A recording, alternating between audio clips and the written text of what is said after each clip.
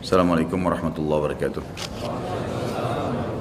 Alhamdulillah wassalatu wassalamu ala rasulillah. Setelah saya pertimbangkan kayaknya saya harus selesaikan tanda-tanda hari kiamat itu, karena masih ada bahasan beberapa hal yang berhubungan dengan masalah mahsyar, kemudian surga dan neraka. Maka kita lanjutkan setelah tadi Dajjal terbunuh dan pengikut-pengikutnya juga mati. Akhirnya Nabi Isa alaihissalam menyebarkan keadilan di muka bumi dan keluarlah pada saat itu Ya'juj Ma'juj yang disebutkan dalam sebuah riwayat yang sahih. Kata Nabi SAW, Allah berfirman kepada Isa, "Wahai Isa, aku akan keluarkan hamba-hambaku yang kau tidak akan mampu untuk melawannya." Maka keluarlah Ya'juj Ma'juj dari dua gunung yang sedang dihimpit. Ada satu peneliti dari Mesir yang Allahu alam, saya melihat buku beliau sangat bagus sebenarnya, sistematis, dan beliau tinjau lokasi sendiri, dan di situ ada beberapa bukti-bukti secara histori dan juga dihubungkan dengan dalil-dalil, karena pernah ada sahabat yang menemukan tembok Ya'juj Ma'juj ini, ya. Maka dia pun melapor kepada Nabi SAW dan Nabi SAW membenarkan itu, membenarkan. Artinya tembok ini bukan sesuatu yang tersembunyi, kelihatan. Maka peneliti muslim dari Mesir ini mengatakan, dan saya punya bukunya, sudah ada terjemahan bahasa Indonesia, judulnya Ya'juj Ma'juj memang. Dia memastikan tembok itu sebenarnya adalah tembok Cina, yang berada di Cina sekarang, dan memang menyambung antara dua gunung yang besar. Kata Nabi SAW, kecelakaanlah bagi suku Arab, karena sudah terbuka dari lubang Ya'juj Ma'juj seperti ini. Ketemukan antara jari tengah beliau dengan ibu jari, artinya mereka sudah bisa melihat. Dalam riwayat yang lain dikatakan bahwasanya Ya'juj Ma'juj setiap hari menggali gunung itu, berusaha untuk keluar. Tapi mereka pada saat tiba malam hari karena kecapean mereka istirahat, Allah Subhanahu wa taala tutup kembali gunung itu, sehingga besok mereka memulai lagi dari awal sampai nanti di saat waktunya mereka dikeluarkan oleh Allah Subhanahu wa taala. Sampai saatnya nanti mereka dikeluarkan oleh Allah Subhanahu wa taala. Jadi memang cerita tentang mereka ini akan keluar disampaikan dalam banyak riwayat, ya. Kemudian setelah itu mereka akan keluar dengan hikmah Allah Subhanahu wa taala, dan Isa alaihissalam menyelamatkan dirinya bersama orang-orang beriman di atas gunung. Dan ada beberapa riwayat menyebutkan di Gunung Tur, ya. Gunung Tur ini ada di Palestina kalau tidak salah, dan ada surah At-Tur menjelaskan masalah itu. Ya, yang jelas Isa alaihissalam di atas gunung, dan akhirnya Ya'juj Ma'juj mulai membuat kerusakan di muka bumi. Allah Subhanahu wa taala menceritakan tentang mereka panjang lebar dalam banyak ayat Al-Qur'an.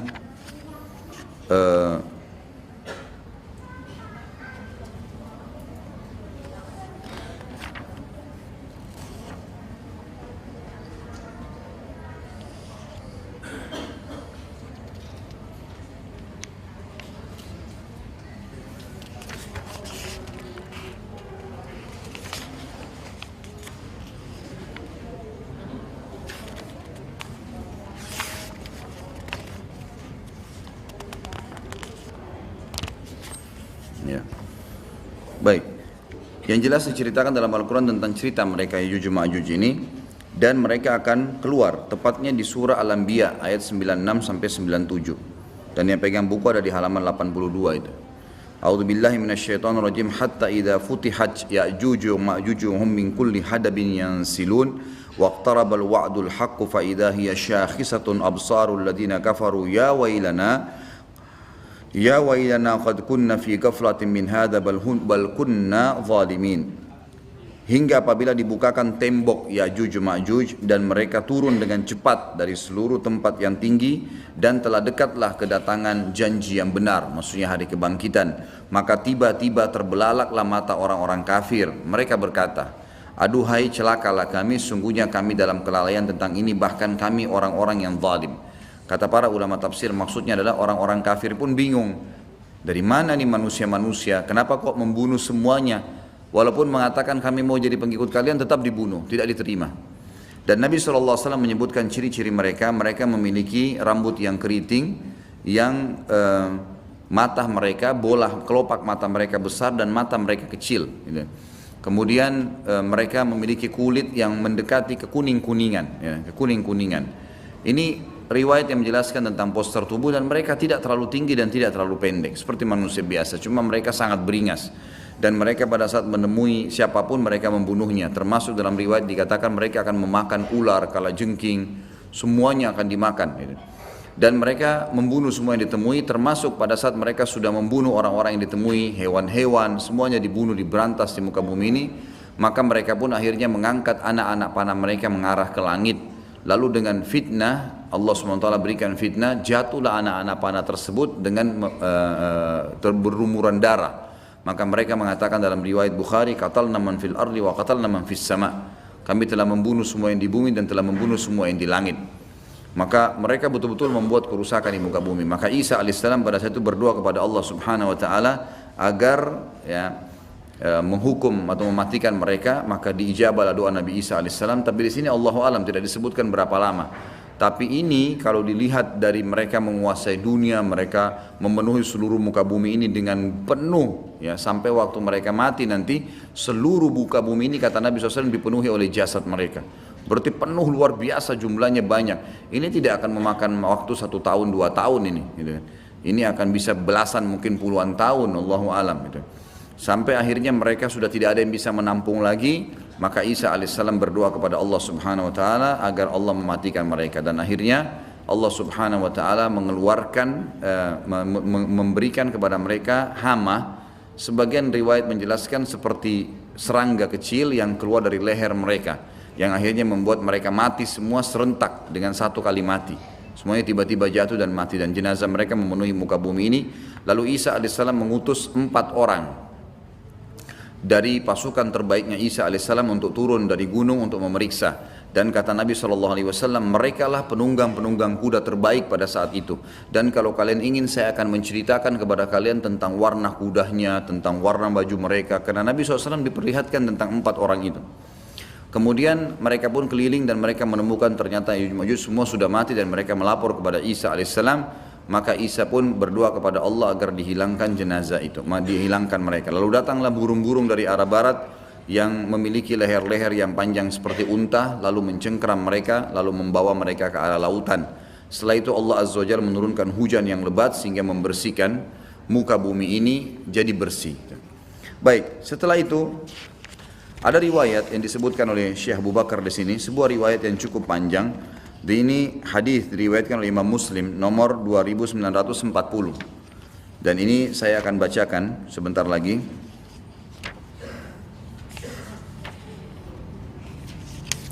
Yang bunyinya kata Nabi SAW, "Yakhrujud dajjalu fi ummati fayamkuthu arba'in.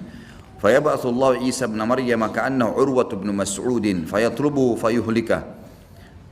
ثم يمكث الناس 7 سنين ليس بين اثنين عداوة ثم يرسل الله ريحا باردة من قبل الشام فلا يبقى على وجه الأرض من في قلبه مثقال ذرة من خير أو إيمان إلا قبضته حتى لو أن أحدكم دخل في كبد جبل لدخلته عليه حتى تقبضه فيبقى شرار الناس في خفة الطير وأحلام السباع لا يعرفون معروفا ولا ينكرون منكرا ويتمثل لهم الشيطان فيقول ألا تستجيبون فيقولون فماذا تأمرنا فيأمرهم بعبادة الأوثان وهم في ذلك دار رزقهم حسن عيشهم ثم ينفخ في الصور فلا يسمعه أحد إلا أصغى ليتا ورفع ليتا وأول من يسمعه رجل يلوط حوض إبله قال فيسعق ويسعق الناس ثم ينزل الله مطرا كأنه الطل فتنبت منه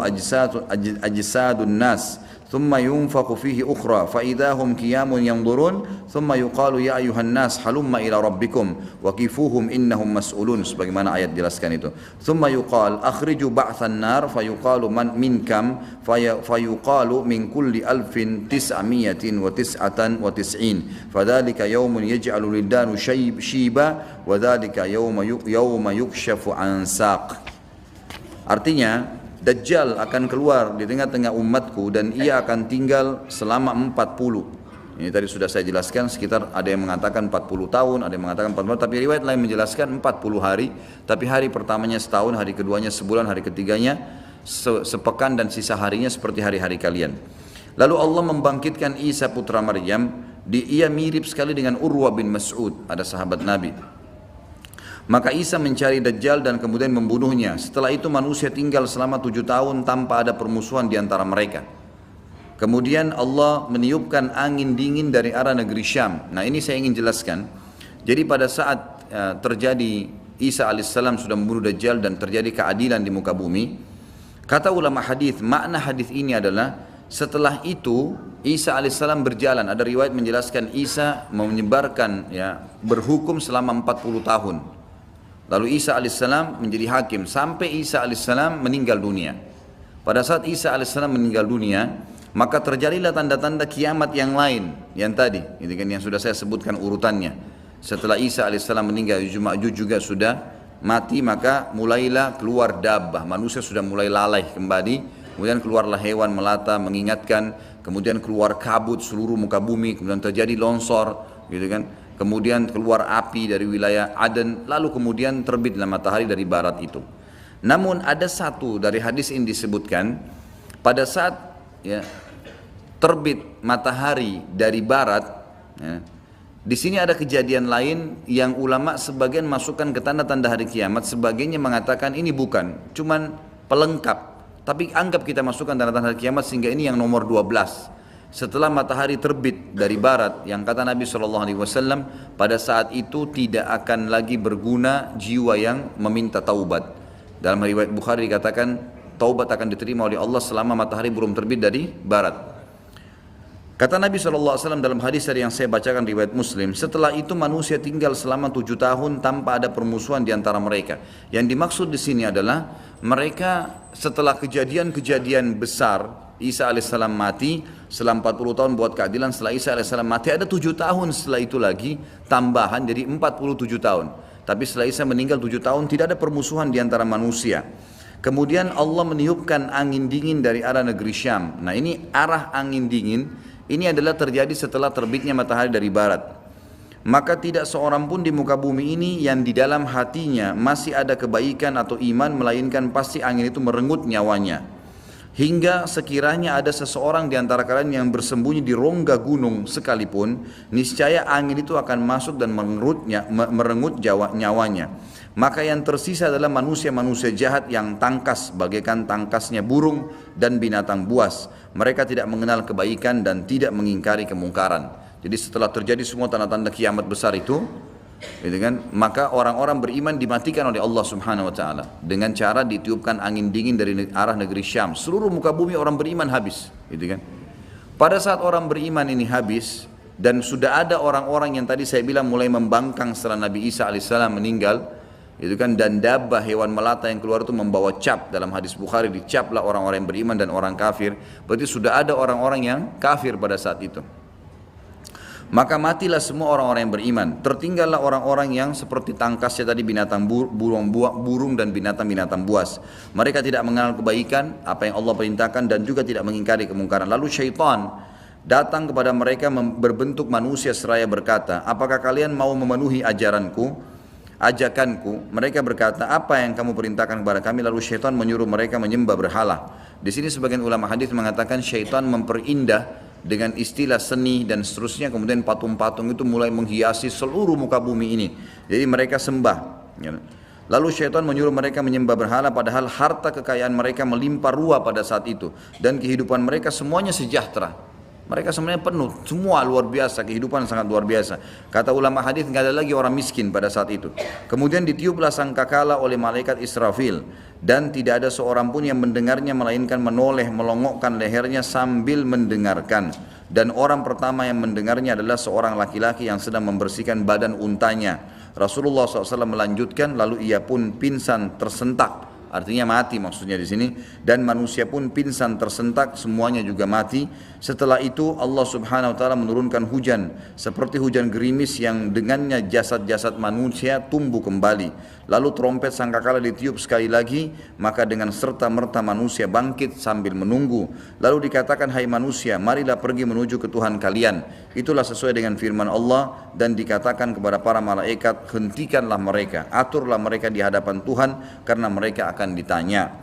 Setelah itu diperintahkan, keluarkanlah bagian untuk neraka. Dari orang-orang hadir ini masukkan ke dalam neraka. Dikatakan oleh para malaikat kepada Allah, dari berapa? jika dijawab dari setiap 1999, itulah hari yang mana anak-anak bisa menjadi beruban, dan itulah hari di mana betis akan disingkapkan. Tapi dari saksi bahasan kita adalah masalah tadi, ya, Dajjal akan membuat kerusakan, kemudian beberapa kasus yang berhubungan dengan masalah kita ini. Tentu dari 11 tadi tanda-tanda hari kiamat ini sudah saya jelaskan secara global semuanya, dan ada tambahan lagi satu berhubungan dengan riwayat dan tidak disebutkan oleh Syekh Abu Bakar Siddiq rahimahullah, hadis-hadis sahih riwayatkan Imam Bukhari, Imam Muslim, tentang adanya dzu sakain, ya. Dzu sakain ini istilah dari seseorang dari Ethiopia. Dan ulama hadis meletakkan ini bukan tanda-tanda hari kiamat, tapi termasuk rangkaian kejadian yang terjadi pada saat orang-orang sudah mulai menyembah berhala. Jadi tadi itu sebelum terjadi kiamat, orang-orang mulai menyembah berhala kembali sampai akhirnya Allah tiupkan sangkakala. Pada saat terjadi fase itu, ada satu orang dari Ethiopia yang datang menuju ke Mekah. Lalu dia menghancurkan Ka'bah batu demi batu. Kata Nabi SAW, akan datang seseorang yang dzu sakain, maksudnya sak ini betis. Betisnya kecil sekali orang itu, saking kurusnya. Dan tidak ada lagi orang menyembah Allah pada saat itu. Orang tidak tahu lagi nilainya Ka'bah. Maka tidak ada lagi orang beriman, semua sudah diambil ruhnya dengan dimatikan tadi dengan angin itu.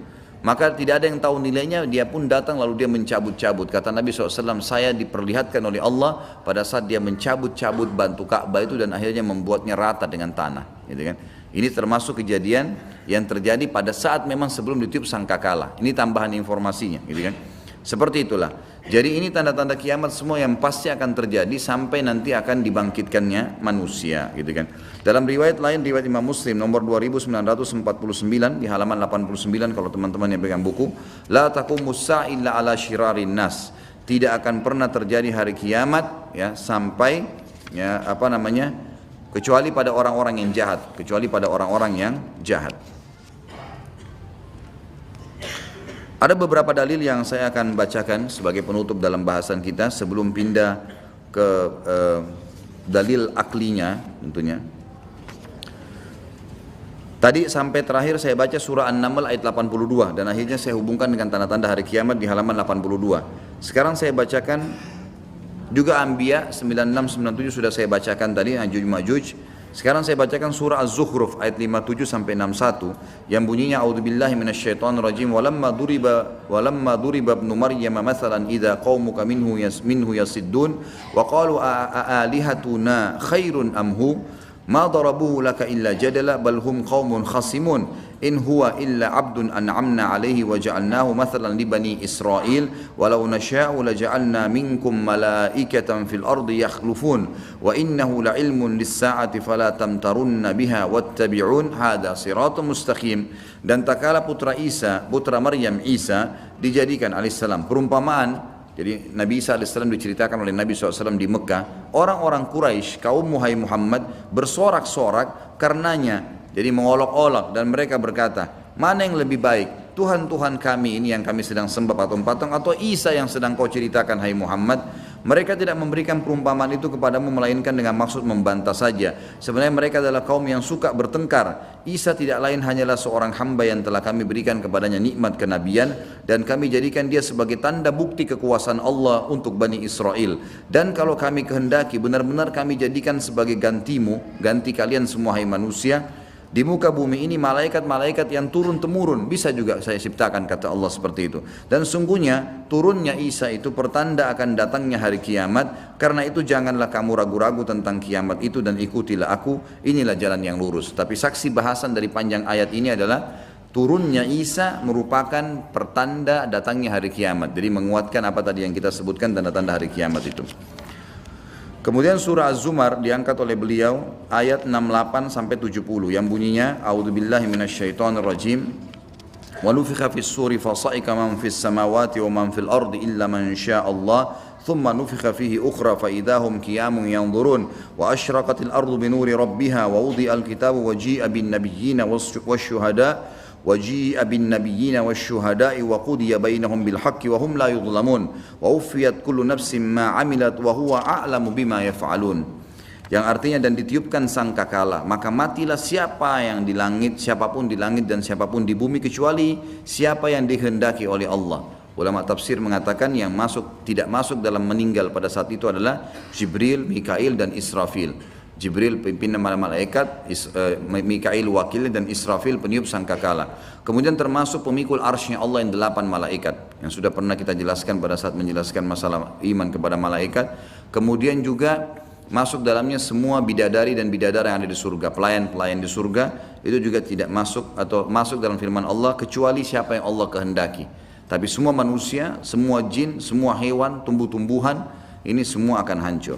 Kemudian ditiup sangkakala itu sekali lagi, maka tiba-tiba mereka berdiri menunggu putusan masing-masing dan terang benderanglah bumi atau padang mahsyar dengan cahaya keadilan Rabb-Nya dan diberikanlah buku perhitungan perbuatan masing-masing dan didatangkanlah para nabi dan saksi-saksi dan diberi keputusan antara mereka dengan adil sedang mereka tidak dirugikan dan disempurnakanlah bagi mereka disempurnakan bagi tiap-tiap jiwa balasan apa yang telah dikerjakannya dan Dia Allah lebih mengetahui apa yang mereka kerjakan.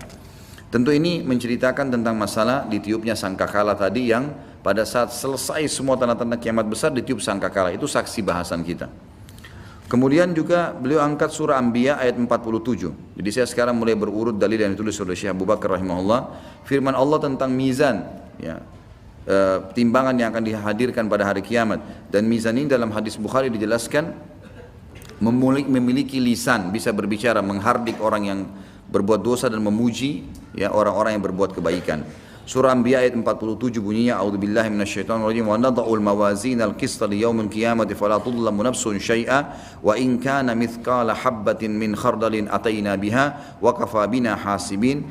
Kami akan memasang timbangan yang tepat pada hari kiamat, maka tidaklah dirugikan seseorang barang sedikit pun, dan jika amalan itu hanya seberat biji sawi pun pasti kami mendatangkan pahalanya dan cukuplah kami sebagai pembuat perhitungan. Dalam riwayat lain dikatakan, riwayat Bukhari, nanti hari kiamat akan datang orang yang postur tubuhnya kekar dan besar. Kemudian dia datang ke timbangan tersebut lalu dia loncat ke dalam timbangan amalnya, amal baiknya untuk membuat berat, tapi timbangan tersebut tidak akan menilai berat badannya. Padahal pada saat itu hari kiamat ada hadis lain menjelaskan. Kata Nabi SAW, kalian akan dibangkitkan semua laki-laki seperti poster ayahnya Adam 60 siku ke langit. Ya, kurang lebih 27,5 meter, dan semua perempuan 40 siku ke langit seperti ibunya Hawa, ya, 17,5 meter. Jadi orang sangat besar postur tubuhnya, tapi timbangan itu akan diletakkan dalam kondisi adil, tidak akan menimbang kecuali yang Allah suruh, amal baik dan amal buruk saja. Ya. Kemudian dalam ayat yang lain diangkat oleh beliau surah Al-Haqqah ayat 13 sampai 34. A'udzu billahi minasyaitonir rajim fa idza nufikha fis suri nafkhatan wahida wa humilatil ardu wal jibalu fadukkata dakkatan wahida fa yawma idzin waqa'atil waqi'ah wa inshaqqatis samaa'u fa hiya yawma idzin wahiyah wal malaku ala arja'iha wa yahmilu arsya rabbika fawqahum yawma idzin thamaniyah yawma idzin tu'raduna la takhfa minkum khafiyah fa amma man utiya kitabahu bi yamini fa yaqulu ha umqra'u kitabiyah inni dhanantu anni mulakin hisabiyah فهو في عيشة راضية في جنة عالية قطوفها دانية كلوا واشربوا هنيئا بما أسلفتم في الأيام الخالية وأما من أوتي كتابه بشماله فيقول يا ليتني لم أوتى كتابيه ولم أدر ما حسابيه يا ليتها كانت القاضية ما أغنى عني مالية هلك عني سلطانية خذوه فغلوه ثم الجحيم صلوه ثم في سلسلة ذرعها 70 ذراعا فاسلكوه إنه كان لا يؤمن بالله العظيم ولا يحض على طعام المسكين. Maka apabila sangkakala ditiup sekali tiup, dan ini saksi bahasan kita karena tadi kita bahas sampai bahasan ini kan. Dan diangkatlah bumi dan gunung-gunung lalu dibenturkan keduanya sekali benturan, semuanya dihantamkan satu sama yang lain. Maka pada hari itu terjadilah kiamat dan terbelahlah langit, karena pada hari itu langit menjadi lemah dan malaikat-malaikat berada di penjuru-penjuru langit. Dan pada hari itu 8 malaikat menjunjung arsy Rabb kalian, Rabbmu di atas kepala mereka. Pada hari itu kamu akan dihadapkan kepada Rabbmu, semua kita akan dihadapkan masing-masing. Tidak ada sesuatu pun dari keadaanmu yang tersembunyi bagi Allah. Adapun orang-orang yang diberikan kepadanya kitab dari sebelah kanannya, maka dia berkata, ambillah, bacalah kitabku ini. Karena ada hadis yang menjelaskan siapa yang menerima kitabnya dengan tangan kanannya. Kitab-kitab akan berterbangan seperti kapas, kata Nabi SAW. Dan masing-masing akan datang ke orang. Yang datang ke tangan kanannya walaupun dia belum baca, dia udah tahu dia akan selamat. Karena bangganya dan senangnya dia mengatakan, ambil kitabku ini, bacalah, isinya pasti baik gitu. Dia mengatakan sungguhnya aku yakin, belum dia buka, tapi dia yakin bahwa sungguhnya aku akan menemui hisab terhadap diriku. Aku akan berhasil lolos karena sudah jalan di tangan kanannya. Maka orang itu berada dalam kehidupan yang diridhoi dalam surga yang tinggi, buah-buahannya dekat. Kepada mereka dikatakan makan dan minumlah dengan sedap disebabkan amal yang telah kalian kerjakan pada hari-hari yang telah lalu. Adapun orang-orang yang diberikan kepadanya kitab dari sebelah kirinya. Jadi ini dengan sendirinya kita tidak bisa nolak. Mudah-mudahan termasuk kita orang yang menerima tangan kanan. Maka dia berkata, wahai alangkah baiknya kiranya tidak diberikan kepadaku kitabku ini, dan aku tidak mengetahui apa hisab terhadap diriku. Jadi dia sudah tahu dia akan ke neraka.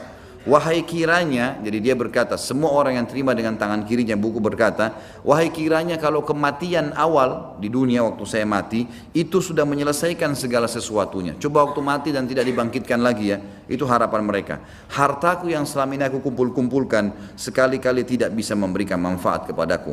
Telah hilanglah kekuasaan dariku. Allah berfirman, peganglah dia. Lalu belenggulah tangannya ke lehernya, kemudian masukkan dia ke dalam api neraka yang menyala-nyala, kemudian belitlah dia dengan rantai yang panjangnya 70 hasta. Sesungguhnya dia dahulu tidak beriman kepada Allah yang maha besar, dan juga tidak mendorong orang lain untuk memberikan makanan orang miskin. Firman Allah SWT tentang hasyar, perhimpunan di mahsyar, disebutkan oleh beliau dalam surah Maryam ayat 68-72, yang bunyinya, A'udzubillahi minasyaitonirrajim, فَوَرَبِّكَ لَنَحْشُرَنَّهُمْ وَالشَّيَاطِينَ ثُمَّ لَنُحْضِرَنَّهُمْ حَوْلَ جَهَنَّمَ جِثِيًّا ثُمَّ لَنَنْزِعَنَّ مِنْ كُلِّ شِيعَةٍ أَيُّهُمْ أَشَدُّ عَلَى الرَّحْمَنِ عِتِيًّا ثُمَّ لَنَحْنُ أَعْلَمُ بِالَّذِينَ هُمْ أَوْلَى بِهَا صِلِيًّا وَإِنْ مِنْكُمْ إِلَّا وَارِدُهَا كَانَ عَلَى رَبِّكَ حَتْمًا مَقْضِيًّا ثُمَّ نُنَجِّي الَّذِينَ اتَّقَوْا وَنَذَرَ الظَّالِمِينَ فِيهَا جِثِيًّا. Demi Rabbmu, sesungguhnya akan kami bangkitkan mereka bersama syaitan yang sudah mengganggu-ganggu manusia selama ini, dibangkitkan bersamaan sekalian. Kemudian akan kami datangkan mereka di sekeliling Jahannam, neraka Jahannam dalam keadaan berlutut. Kemudian pasti akan kami tarik dari tiap-tiap golongan siapa di antara mereka yang sangat durhaka kepada Zat yang Maha Pemurah, dan kemudian kami sungguh lebih mengetahui orang-orang yang seharusnya dimasukkan ke dalam neraka. Dan tidak ada seorang pun dari kalian melainkan mendatangi neraka itu. Hadis Bukhari menjelaskan akan dibentangkan sirot di atas neraka yang sangat gelap dan tidak ketahuan berapa, kata Nabi SAW, tidak ditahu berapa jauh jaraknya. Dibentangkan di atas neraka dan semua orang akan melewatinya, termasuk orang beriman. Kata Nabi SAW, golongan pertama yang melewati sirot adalah orang yang memiliki cahaya seperti bulan purnama di malam Lailatul Qadar. Kemudian seperti orang yang memiliki cahaya bulan purnama dan cepatnya seperti kilat, tiba-tiba melewati neraka dan ada di Kantara. Kantara sebuah tempat lapangan luas di depan surga, menunggu untuk masuk ke dalam surga. Kemudian golongan kedua adalah orang-orang yang seperti menunggangi kuda, kecepatan kuda. Kemudian yang ketiga seperti orang yang berlari, yang keempat seperti orang yang berjalan, lima seperti orang yang merangkak, dan akan ada orang-orang yang akan dicambuk oleh malaikat di kiri kanan sirat yang membuat mereka jatuh ke neraka karena mereka pantas untuk masuk ke situ. Ini makna dari firman Allah, dan tidak ada seorang pun dari kalian melainkan mendatangi neraka itu. Hal ini bagi Rabbmu adalah suatu kemestian yang sudah ditetapkan. Kemudian kami akan menyelamatkan orang-orang yang bertakwa dan membiarkan orang-orang yang zalim dalam neraka dalam keadaan berlutut. Tentu poin kedua yang disampaikan oleh Syekh Abu Bakar rahimahullah adalah penyampaian Nabi SAW tentang hari kiamat. Dan saya akan menyampaikan beberapa poinnya di sini. Untuk memastikan memang pertemuan akan datang, insya Allah saya akan bahas khusus masalah surga dan neraka, karena ini tinggal beberapa dalil saya akan sampaikan. Yang belum saya bacakan hadisnya adalah kata Nabi SAW di halaman 89 hadis riwayat Muslim di footnote nomor 66 2955 ya. Kata Nabi SAW, ma baina nafkhataini arba'un thumma yunzilullahu minas sama'i ma'an fayambutuna kama yambutul baqal wa laysa minal insani syai'un illa yabla illa azman wahidan wa huwa azbud dhanab minhu yurakkabul khalqu yaumal qiyamah. Jarak waktu antara dua tiupan trompet penghancuran dan pembangkitan adalah 40. Ulama hadis berikhtilaf masalah ini, 40 hari, 40 tahun, ya 40 waktu, ini Allahu alam. Kemudian Allah menurunkan air dari langit, maka seluruh manusia tumbuh sebagaimana tumbuhnya sayuran. Tidak ada sesuatu pun dari jasad manusia melainkan hancur kecuali sepotong tulang, yaitu tulang ekornya. Darinya lah semua manusia diciptakan ulang pada hari kiamat. Kemudian juga Nabi SAW pernah berkhutbah dalam hadis Muslim, riwayat Imam Muslim nomor 2660.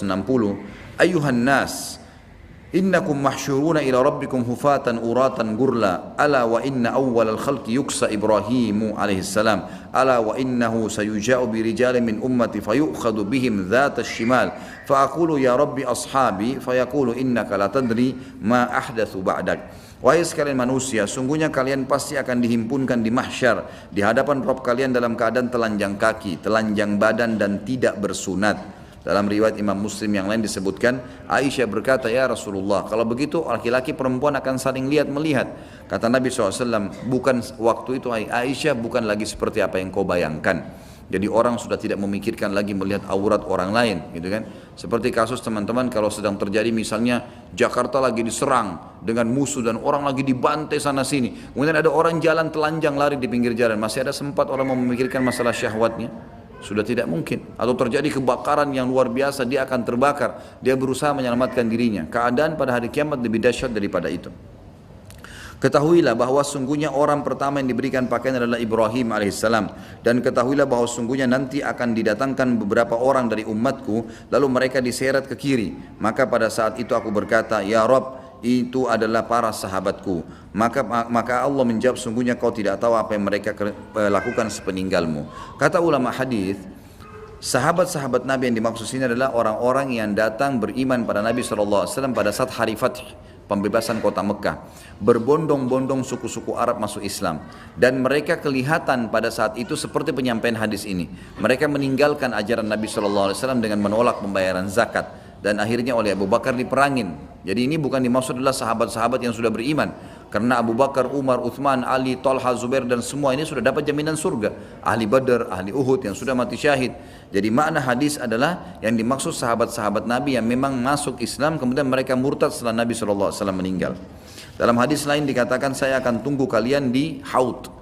Haud ini adalah tempat beliau SAW, telaga beliau di mahsyar setelah ditimbang amal. Siapapun yang lolos bisa minum di situ.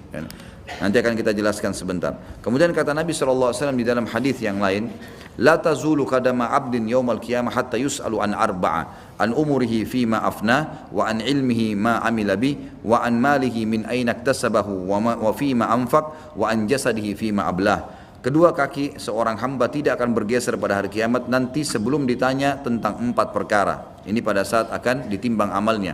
Tentang umurnya, untuk apa ia habiskan. Tentang ilmunya, apa saja yang ia lakukan dengannya. Jadi ilmu yang antum dengar ini bukan cuma sekali dengar, diamalkan enggak? Dan itu akan ditanya tentang hartanya, dari mana dia dapatkan, dari mana sumbernya dan kemana dia keluarkan.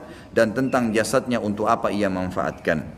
Jadi kata para ulama hadis, kalau ada orang mandi, bersihkan dirinya, merawat tubuhnya karena ini adalah titipan Allah, ada pahalanya. Tapi kalau orang lalaikan, ada pertanyaan hari kiamat, kau apakan jasadmu? Termasuk orang yang sengaja merobek-robek tubuhnya, membunuh, memutus urat dan meminum racun dan seterusnya, ini akan ada hukuman yang berat pada hari kiamat. Nabi SAW menceritakan tentang haud beliau, kuala beliau, yang akan ada nanti di mahsyar. Beliau mengatakan, haudi masiratu syahr, ma'uhu abyadu minal laban, warihuhu atyabu minal misk, wa kizanuhu kanujumis sama, man syariba minha la yadhma'u abada. Telagaku seluas perjalanan sebulan, airnya lebih putih daripada air susu, aromanya lebih harum daripada minyak kasturi, dan gayungnya bagaikan bintang-bintang di langit, jumlahnya miliaran. Barang siapa yang minum dari telaga itu, maka dia tidak akan haus selama-lamanya. Hadis ini disebutkan footnote nomor 69, riwayat Imam Bukhari nomor 6579 dan seterusnya. Kemudian juga pernah pada suatu hari ketika Aisyah ingat neraka, maka beliau menangis. Lalu Rasulullah SAW bertanya kepada Aisyah dalam hadis Abu Daud dengan sanad hasan nomor 4755, ma yubkiki? قالت ذكرت النار فبكيت فهل تذكرون أهليكم يوم القيامة فقال أما في 3 مواطن فلا يذكر أحد أحدا عند الميزان حتى يعلم أيخف ميزانه أو يثقل وعند تطاير الصحف حتى يعلم أين يقع كتابه في يمينه أم في شماله أم من وراء ظهري وعند الصراط إذا وضع بين الظهر جهنم هل يجوز.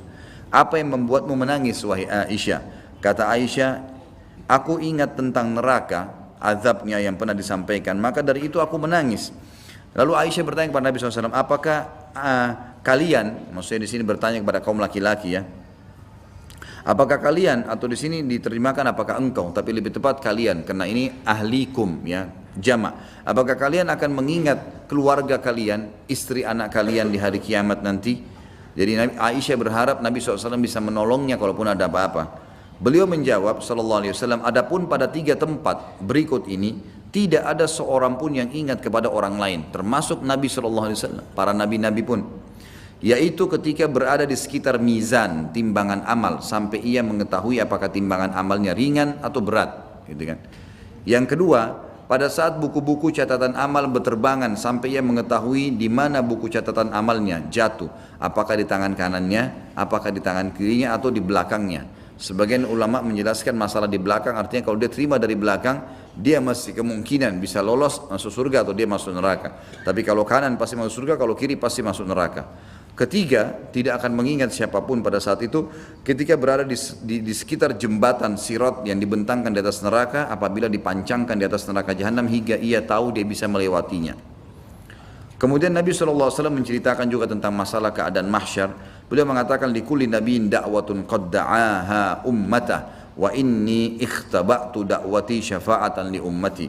Hadis ini disebutkan oleh Imam Muslim nomor 200. Jadi kata Nabi SAW, semua nabi-nabi punya doa mustajab, pasti. Ini doa pamungkas, gitu kan. Apa yang dia ucapin langsung dikasih sama Allah. Ada satu yang diberikan, seperti Nabi Nuh minta kaumnya disiksa misalnya, itu langsung Allah ijabah. Tentu banyak doa-doa Nabi yang diterima, ada juga doa Nabi yang dipanjatkan tapi belum diterima. Tapi ada satu doa yang memang itu disimpan, itu dikasih. Nabi SAW mengatakan semua nabi-nabi sudah pakai doanya itu, kecuali saya. Saya sengaja menyimpan doa itu untuk umatku, untuk syafaat umatku pada hari kiamat. Kemudian ini menceritakan tentang kita akan interaksi sama Nabi, ada haud, ya, ada pertolongan dari Nabi SAW, syafaat dan seterusnya. Kemudian beliau mengatakan juga dalam hadis Ibnu Majah nomor 4308, ana sayyidu waladi Adam wala fakhr wa ana awwalu man tanshaqqu anhu al-ard yaumal qiyamah wala fakhr wa ana awwalu syafi'in wa awwalu musyaffi'in wala fakhr wa liwa'ul hamdi biyadi yaumal qiyamah wala fakhr. Aku adalah pemuka cucu-cucu Adam pada hari kiamat. Perkataanku ini bukanlah kesombongan. Dan aku orang pertama yang dibangkitkan dari bumi. Perkataan ini bukanlah kesombongan. Aku adalah orang pertama yang memberi syafaat, pertolongan, dan orang yang pertama yang syafaatnya dikabulkan. Karena perkataan ini bukanlah kesombongan, dan bendera hamd pujian ada di tanganku pada hari kiamat kelak. Perkataanku ini bukan kesombongan. Hadis Muslim yang lain berbunyi, kata Nabi SAW, tahukah kalian bagaimana manusia mengenalku pada hari kiamat? Sehingga memang aku memang jadi pemimpin anak Adam dan tidak ada kesombongan di situ. Para sahabat mengatakan Allah dan Rasulnya lebih tahu. Maka kata Nabi SAW, manusia nanti akan kepanasan di mahsyar, dibangkitkan dalam kondisi tenggelam dengan keringatnya masing-masing. Ada yang sampai kakinya, ada yang sampai perutnya, ada yang sampai dadanya, ada yang tenggelam dengan keringatnya sesuai dengan kadar dosanya. Karena jenuhnya manusia menunggu lama, maka mereka pun mendatangi Adam lalu berkata, kau manusia pertama, kaulah ayah kami. Ya mohonlah kepada Allah agar datang mengadili kami, baik kami ke neraka atau ke surga. Mereka belum tahu neraka karena panasnya pada saat itu. Lalu dalam riwayat lain ditambahkan adalah Nabi SAW mengatakan karena matahari cuma berjarak 1 atau 2 mil dari mereka, gitu kan. Jadi ini bahasa 1-2 mil ini memang dalam hadis lafadznya begitu. Mil sangat dekat sekali. Ya sekarang saja bisa dikatakan jutaan mil mungkin ya, bahkan lebih daripada itu, sudah panasnya luar biasa. Bagaimana kalau seperti keadaan tadi yang disebutkan? Maka Adam pun berkata, saya sudah, hari ini Allah murka, belum pernah murka sebelumnya, dan saya sudah membuat kesalahan. Saya dulu dilarang memakan buah lalu saya makan, gitu kan.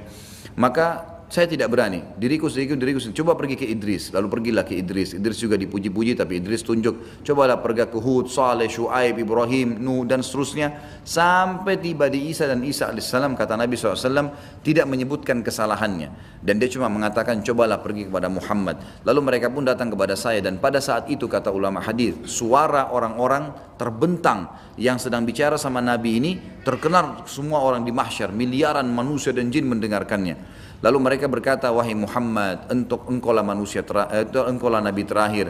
Allah menutup kenabian di tanganmu. Lalu disebutkanlah kelebihan-kelebihan Nabi SAW. Yang akhirnya membuat orang-orang di mahsyar semuanya tahu, oh ini Nabi terakhir. karena mereka belum pernah ketemu, gitu kan. Dikenallah Nabi SAW, disebutkan semua kelebihannya. Allah memberimu kitab, ya Allah jadikan engkau dengan umatmu menjadi saksi buat umat-umat selainnya. Maka mintalah kepada Allah supaya Allah datang menghakimi kita, gitu kan. Kita ke surga atau ke neraka. Maka Nabi SAW mengatakan, ana lahu, saya pemiliknya, saya pemiliknya. Lalu saya pun menuju ke bawah singgasananya Allah, arsy-Nya Allah, dan saya sujud. Dan Allahu a'lam berapa lama saya sujud. Dan Allah subhanahu wa ta'ala membuka kepada saya kalimat-kalimat hamd, puji-pujian yang belum pernah dibukakan untuk orang-orang sebelumku. Lalu kemudian aku mendengar suara dari langit mengatakan, Allah berfirman, ya Muhammad irfa' ra'sak washfa' tushfa'. Hai Muhammad, angkatlah kepalamu, berikan syafaat pertolongan dan kau akan diterima. Lalu di sini beliau memberikan dua syafaat, syafaat ammah dan syafaat khassah. Ya, syafaat kubra dan syafaat sugura, banyak istilah yang digunakan. Tapi yang jelas ada syafaat umum agar Allah mengadili semua manusia pada saat itu dan jin. Dan ini syafaat Nabi SAW untuk semuanya. Yang kedua syafaat yang khusus untuk orang-orang yang beriman saja. Pertolongan Nabi SAW bila ada orang beriman yang kurang amal solehnya, lalu Nabi SAW membantunya dan seterusnya, ditolong oleh Nabi SAW. Inilah yang disebutkan dalam hadis tadi tentang masalah syafaat Nabi SAW.